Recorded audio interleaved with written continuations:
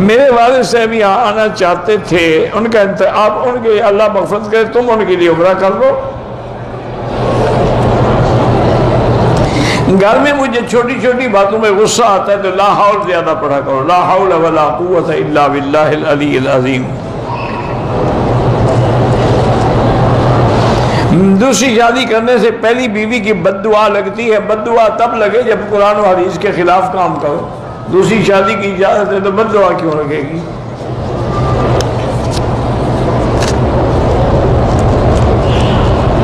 अगर किसी को हमने पहले ऐसे बहन बनाया हुआ था फिर उससे निकाह हो जाए कोई बात नहीं, बहन ज़बानी कलामी तो नहीं बनती ना।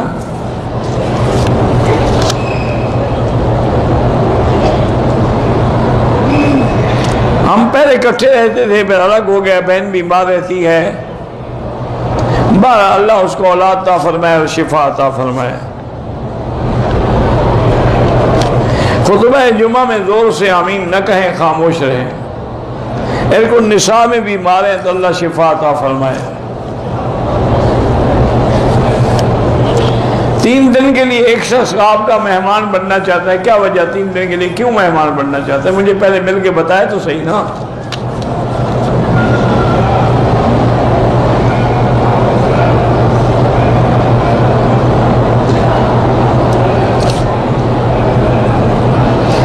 लड़की तो तलाक नहीं दे सकती, खुलो कर सकती है।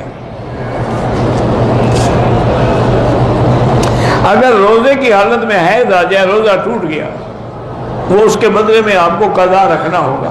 इफ्तार खुद ब खुद हो गया, पानी पी सकते हैं, सब कुछ कर सकते हैं जब रोजा ही नहीं रहा। लेकिन एहतियात ही होती है कि लोगों के सामने न खाएं पिए। रौज़ा अक़दस के सामने जब जाएं तो अस्सलातु वस्सलामु अलैका या रसूलल्लाह सल्लल्लाहु अलैहि वसल्लम। जिद्दे के रहने वाले मस्जिद आयशा से राम बांध सकते हैं, बांध सकते हैं, जिद्दे से भी बांध सकते हैं।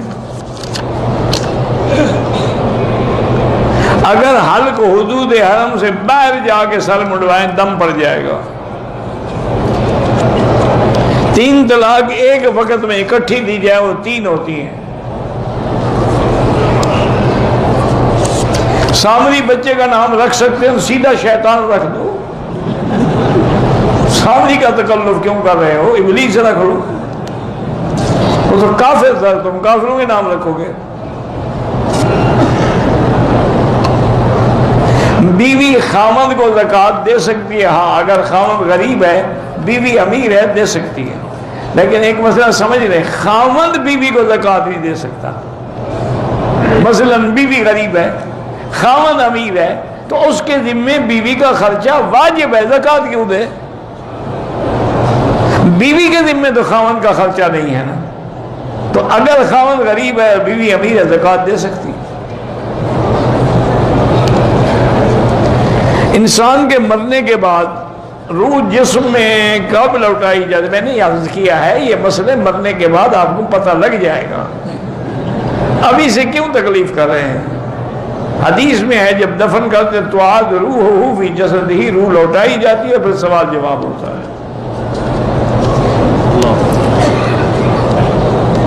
कज़ा नमाज की सुन्नत है, सुन्नतों की कज़ा नहीं होती, फर्ज की कज़ा होती है, और वितर की कज़ा होती है, वाजिब है।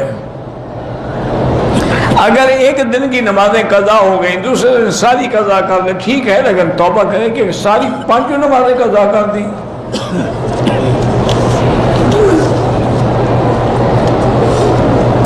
नौकरी करने के बाद जो पेंशन मिलती है 30 साल या 25 साल बाद, उस पर ज़कात है। जब मिलेगी फिर तुम ज़कात दोगे ना, पहले कैसे ज़कात हो? मिली ही नहीं तुम्हें।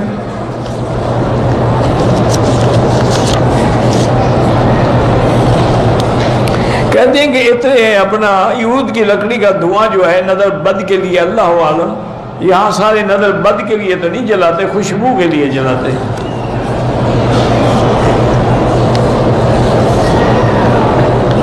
अगर तवाफ करते हुए खाने काबे के खिलाफ का बोसा दिया, आपने गलत किया, लेकिन तवाफ हो गया। मेरी उम्र 60 साल है, बीमार रहती हूँ, अल्लाह पाक शिफा अता फरमाए। वजीफे पर गुजारा ना करें, बस दम पिए, या हर नमाज के बाद खुद 7 दफ़ा फातिहा पढ़ के पानी पे दम करके पिया करें। वजू के वक्त हाथ या चेहरे या पाँव पे साबुन लगाना जायज़ है? हाँ जायज़ है, कोई मना नहीं, लेकिन ज़रूरत नहीं है।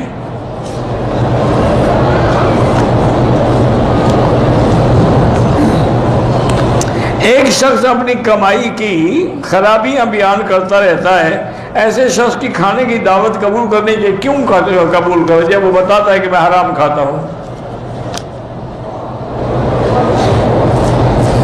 हाँ, ये हदीस में है कि 3 दिन से ज़्यादा कोई मुसलमान अपने भाई से बात नहीं छोड़ सकता। अगर 3 दिन के बाद तुम जाके कह दो अस्सलाम वालेकुम, वो जवाब न दे तो अब वो गुनाहगार रहेगा। लेकिन अगर दुनियावी झगड़ा हो, दीन का झगड़ा हो, तो चाहे सारी जिंदगी बात ना करो।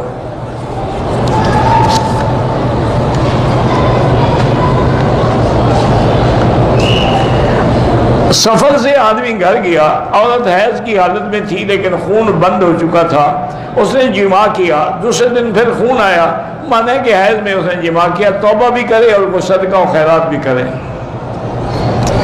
लोग गारे 100 गारे हिला पे चढ़ते हैं, कोई शरीयत का हुक्म नहीं, खुद मेहनत करते हैं तो उनकी मर्जी है। बिल्कुल 3 दफ़ा सूरत इखलास पढ़ने से पूरे कुरान का सवाब मिलता है इंशाअल्लाह। 2 दिन पहले उम्रा किया, टेंट करवाई, अब मस्जिद उम्रा से आयशा से उम्रा करूँ, बिल्कुल फिर भी उस तरह फिरवाना पड़ेगा, बाल हूँ या ना हूँ।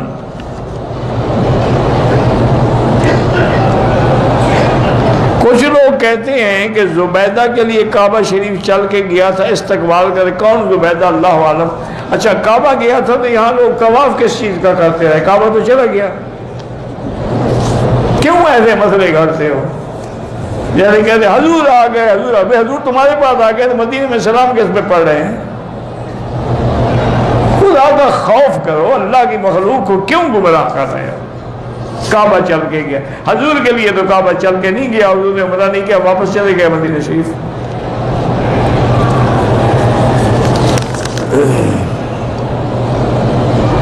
कहते जी आप पाकिस्तान के किस शहर से ताल्लुक? पाकिस्तान सारा मेरा मुल्क है, शहर का ताल्लुक की क्या जरूरत है?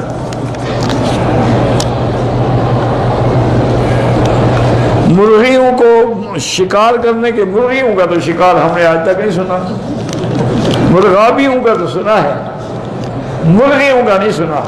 करते हो तो शिकार जायज है।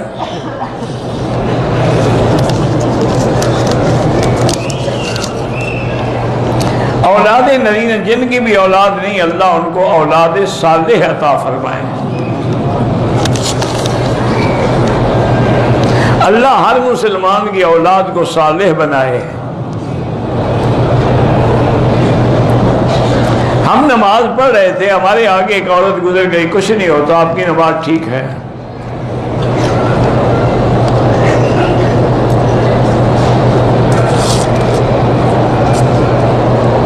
बहरहाल मौलाना तारिक जमील साहब, मौलाना फजल रहमान साहब, मौलाना इलियास घुमन साहब, ये उलमा हैं, अल्हम्दुलिल्लाह साहिब इल्म हैं, वो जाने, उनका काम जाने, हम एहतराम करते हैं।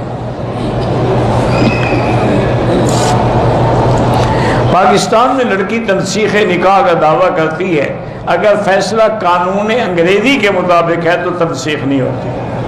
अगर शरई तौर पे फैसला करें, कोर्ट शरीयत की बनी हुई हो तो फिर हो जाती है। हाफिज गुलाम मुस्तफ़ा की वालदा फौत हो गई, अल्लाह मग़फ़िरत फरमाए। मदीने पाक से उम्रा कर चुके हैं, हमने ताइफ जाना है, उम्रे का इरादा भी है, लेकिन उम्रा लाज़िम करना होगा, नहीं करोगे दम पड़ेगा। हालत हैज़ में औरत खाने काबे का तवाफ कर सकती है, वो तो मस्जिद के अंदर भी नहीं आ सकती, तवाफ हेलीकॉप्टर पे करेगी।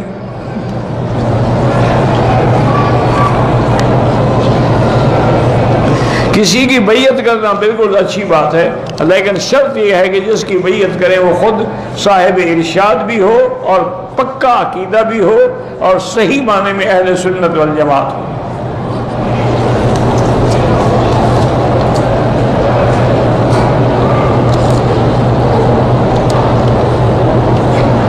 एक शिया आकर ने कहा कि सुन्नी कहते हैं हमने इमाम महदी को नहीं देखा, तो उसने देखा है? पहले उससे तो पूछो, तुमने देखा है? ये बातें हैं कि खुदा को भी नहीं देखा, इस तरह तो नबी को भी नहीं देखा, तुमने हुसैन को देखा है? खामखा जो मातम कर रहे हो। ये बातें होती हैं, कोई अकीदे की बात नहीं, ढकोस ले आए। वो एक मौलवी साहब से हमसे मुनाजरा कर रहा था एक शिया, तो उसने भी ऐसे कोई ढकोसला घड़ा कि हजरत ये बताएं कि सुन्नी और सूर में क्या फ़र्क है। उन्होंने कहा इतना ही फ़र्क है, मैं सुन्नी हूँ तुम सूर हो। उन्होंने कहा पैमाइश कर लो, इतना ही फ़र्क है, क्योंकि तुम्हें पता है कि मैं सुन्नी हूँ।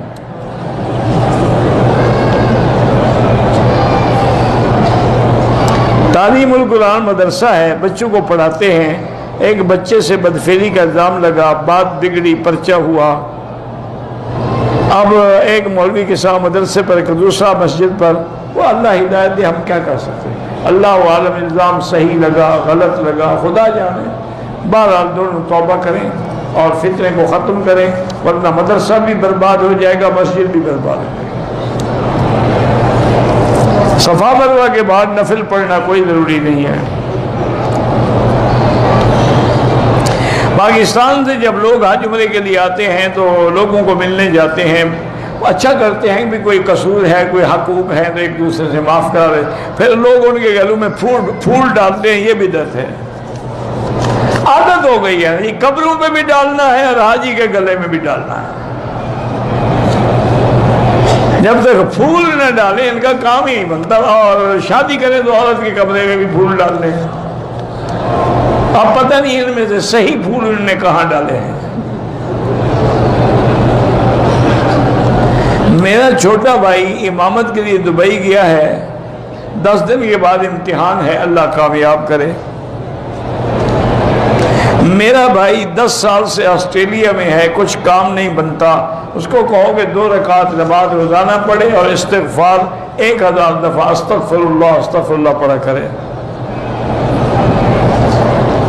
अगर कुरान पाक के औराक बोसीदा हो गए, उनको किसी चीज़ में मसलन घड़े में बंद करके पत्थर डाल के पानी में डाल दो ताकि ऊपर ना आए।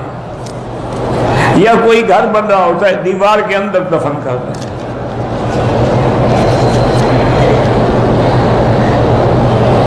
थोड़ा सा पैदल चलता हूँ तो दम्मे का अटैक होता है, एहतियात करो। अब हम और क्या कर सकते हैं, दुआ करते हैं। बरेलवी के पीछे नमाज न पढ़ा करें क्योंकि वो गैर अल्लाह को मदद मांगते हैं। मैं पहले मुझे पे आया, हज असल का पता नहीं था, मैंने रुकन यमानी से तवाफ शुरू किया।